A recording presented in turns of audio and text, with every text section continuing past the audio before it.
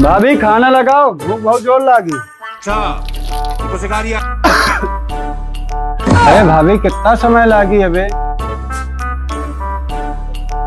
ये फंस गया सी है। गजब बेइज्जती है। ये कोई तरीका है भीख मांगने का? फोन कहाँ कर रहे थे तुम?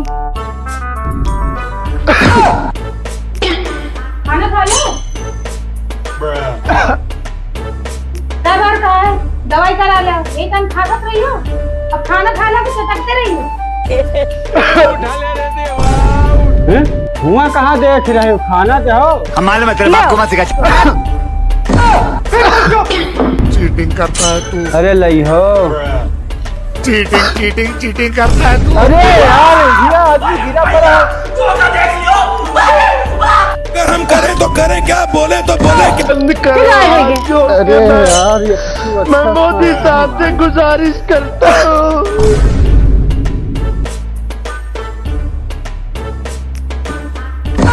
अरे कहाँ हुआ करती हो?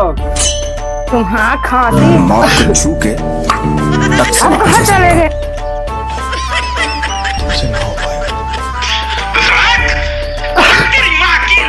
धुआं करके भाई खाना खत्म दे जाती हूँ। दवाई नहीं करा।